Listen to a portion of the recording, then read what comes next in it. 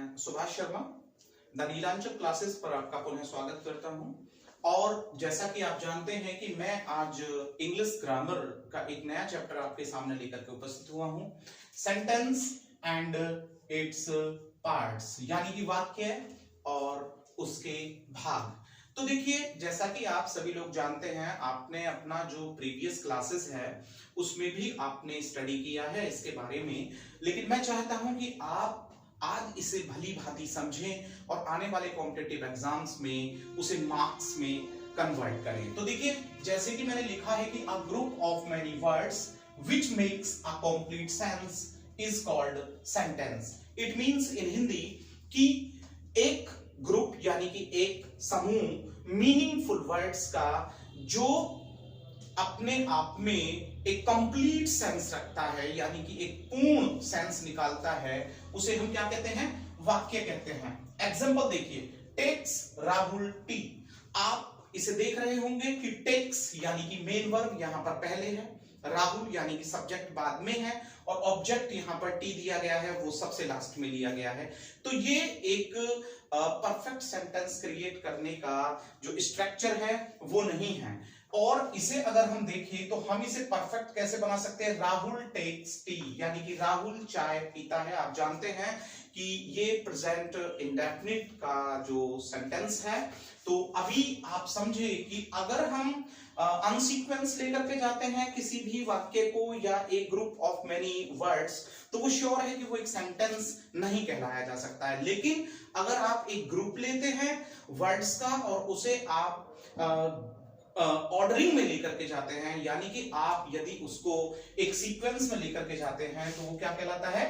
Sentence कहलाता है। तो हम इसे कहेंगे कि यस ये एक सेंटेंस है, लेकिन हम इसे कहेंगे कि ये सेंटेंस नहीं है। तो चलिए अब हम यहां से आगे बढ़ते हैं और आगे हम देखते हैं कि ये सेंटेंस जो है इसके जो पार्ट्स होते हैं वो क्या क्या होते हैं। तो देखिए, हम यहां पर देख लेते हैं कि जो सेंटेंस के होते हैं, तो हम यहां पर बता देते हैं कि the parts of a sentence, the parts of a sentence, यानी कि किसी भी वाक्य के जो पार्ट्स होते हैं वो कौन कौन से होते हैं। तो देखिए, मैं आपको बता दूं, ये मेनली आपके दो होते हैं। कितने होते हैं? दो होते हैं। और इसे अगर हम देखें तो नंबर 1 पर जो हम ले जाते हैं वो होता है सब्जेक्ट पार्ट। क्या होता है डियर? यहाँ पर सब्जेक्ट पार्ट्स। जब हम सब्जेक्ट पार्ट्स की बात करते हैं तो इसमें जो कर्ता के जो भाग निकल करके आते हैं वो हमारे सामने आते हैं। मैं यहाँ पर इसको हिंदी में भी लिख देता हूं, कर्ता के भाग यानी कर्ता भाग होते हैं। और जो सेकंड हमारा यहाँ पर होता है वो होता है हमारा प्रेडिकेट पार्ट्स। क्या कहलाता है? Predicate parts. ओके, तो प्रेडिकेट पार्ट्स को जब हम देखें तो इसे हम बोलते हैं विधेय भाग। क्या बोलते हैं डियर स्टूडेंट्स?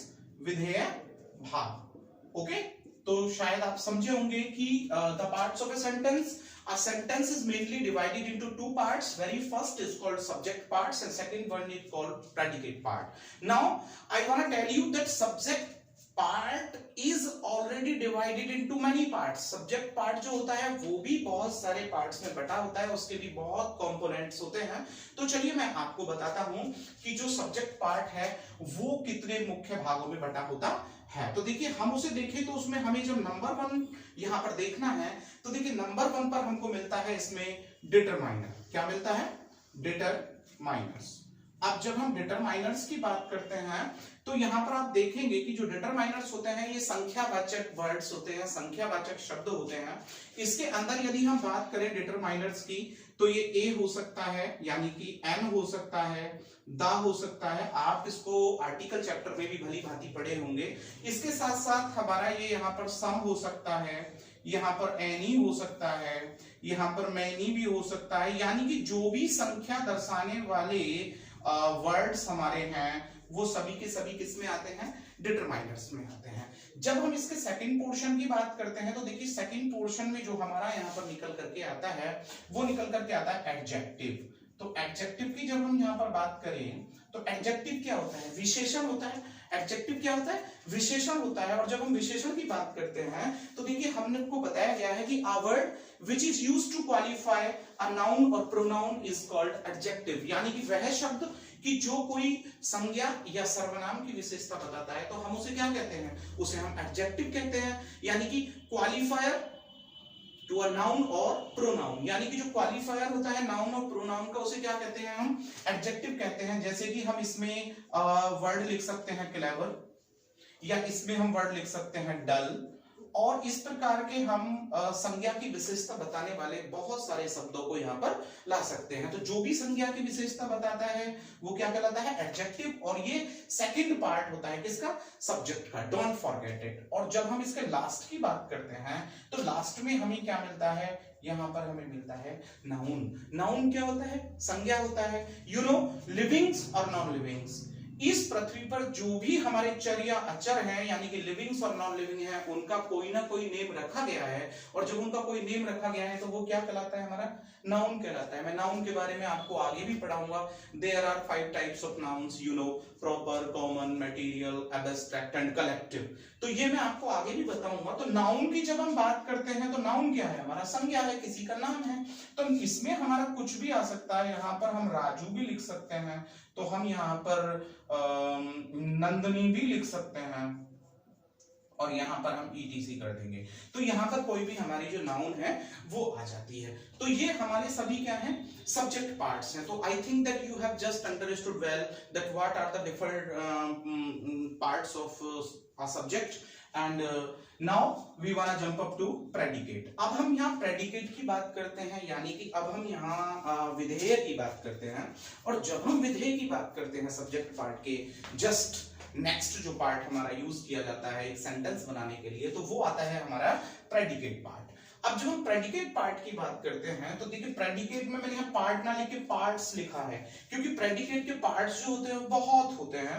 तो जब हम इसकी बात करते हैं तो देखिए, इसमें सबसे पहला जो हमारा यहाँ पर आता है वो निकल करके आता है हेल्पिंग वर्ब। क्या आता है, हेल्पिंग वर्ब। देखिए, if you want call it with और बाय अदर नेम, तो you must call it time word. तो आप इसको टाइम वर्ड भी कह सकते हैं, समय बताने वाला वर्ड भी कह सकते हैं। और टाइम वर्ड के रूप में यदि हम बात करते हैं तो यहां पर हमारा निकल करके आ सकता है जैसे इज, जैसे एम, जैसे कि आर, या हमारा वॉज हो सकता है, वर हो सकता है।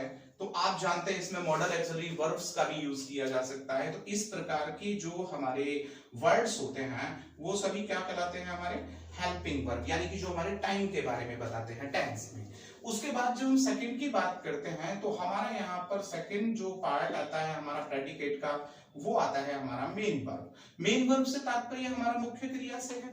और जब हम मुख्य क्रिया की बात करते हैं तो आपने बड़े आसानी से इसको हिंदी में पढ़ा होगा, और हमने भी आप लोगों को बताया है कि वह शब्द जिससे किसी कार्य का करना या होना पाया जाता है वो क्या कहलाता है, क्रिया कहलाता है। अगर मैं एक एग्जांपल देता हूं कि राहुल टेक्स टी, राहुल चाय पीता है, तो हम सीधी बात कहेंगे कि what is done by Raju.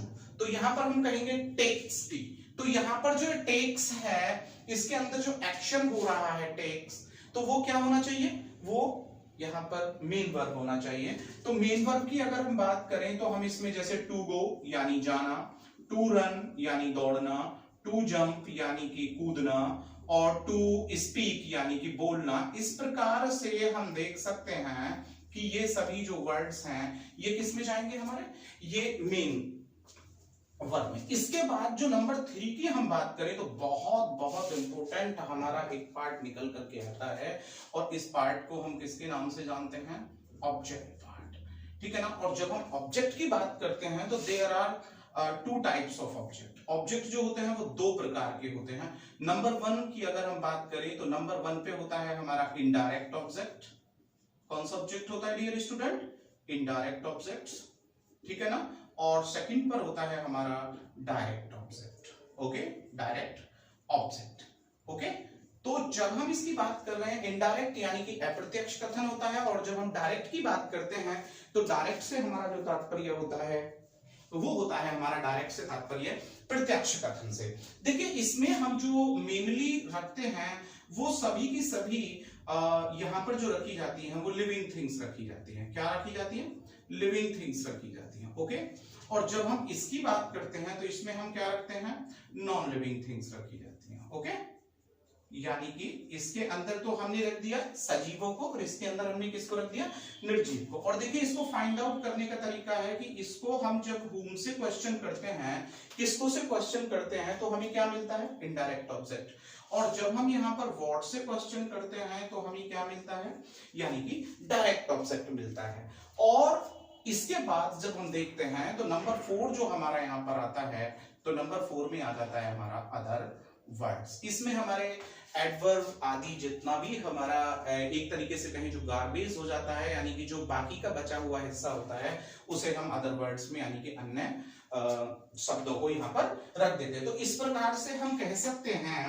कि जो हम सेंटेंस का क्रिएशन करते हैं, एक परफेक्ट सेंटेंस जब हमें क्रिएट करना है तो हमें सबसे पहले उसमें क्या लाना होता है, सब्जेक्ट लाना होता है।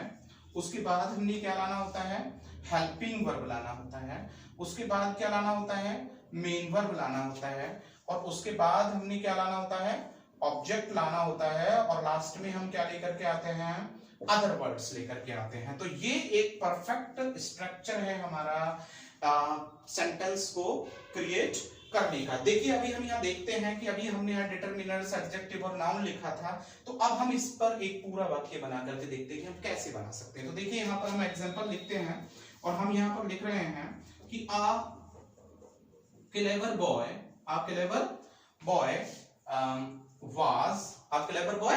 was writing me a letter। जरा ध्यान दीजिए यहाँ डियर स्टूडेंट। तो यहाँ पर देखिए एक पास्ट कंटिन्यूअस का वाक्य मैंने लिखा है कि एक चालाक लड़का मुझको पत्र लिख रहा था। तो देखिए यहाँ पर देखें कि अगर वो पूछता है कि सब्जेक्ट पार्ट बताइए, तो श्योर है कि ये कौन सा पार्ट होना चाहिए, सब्जेक्ट पार्ट। और अगर वो पूछता है कि अब हमें प्रेडिकेट पार्ट बताइए, तो ये कौन सा होना चाहिए, प्रेडिकेट पार्ट होना चाहिए। क्यों होना चाहिए मैं बता देता हूं। ए क्लेवर बॉय, ए तो हमारा डिटरमाइनर हो गया, क्लेवर यहाँ पर एडजेक्टिव हो गया, और बॉय जो है यहाँ पर नाउन हो गया। ठीक है, यदि हमको एक पूरा पार्ट फाइंड आउट करना है तो we must raise up a question with who. हम यदि हु से क्वेश्चन उठा देते हैं तो हमें पूरा का पूरा जो ये सब्जेक्ट पार्ट है वो यहाँ पर प्राप्त हो जाता है। इसके बाद देखिए हम वॉच की बात करते हैं, या तो हम इसे टाइम वर्ड बोल दें या हम इसे हेल्पिंग वर्ब बोल दें। और यदि हम राइटिंग की बात करते हैं तो हमने कहा था कि मेन वर्ब यानी किसी कार्य का करना या होना जो पाया जाता है, that is called main verb. तो यहाँ पर ये क्या होना है, मेन वर्ब। अब देखिए यहाँ पर मी और लेटर, जरा इसको ध्यान दीजिएगा, यानी किसको लिखा जाता है, मुझको लिखा जाता है। किसको लिखा जाता है, मुझको। तो श्योर है कि ये है तो ऑब्जेक्ट, लेकिन ऑब्जेक्ट में भी कौन सा है, ये इनडायरेक्ट ऑब्जेक्ट। ओके, जब हम बात करते हैं लेटर तो क्या लिखा जाता है, लेटर। तो ये भी हमारे लिए ऑब्जेक्ट है, लेकिन कौन सा ऑब्जेक्ट है, ये हमारे यहाँ पर डायरेक्ट ऑब्जेक्ट है। तो I think my dear students that you have just understood well sentence and its parts।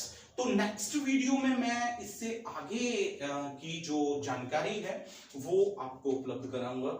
I hope कि आप इसे अच्छे से देखेंगे, और यदि आपको ये वीडियो बहुत अच्छे से पसंद आती है तो डियर प्लीज इसे लाइक करना, शेयर करना और इस पर कमेंट करना बिल्कुल ना भूलें, और चैनल को सब्सक्राइब करें। Thank you.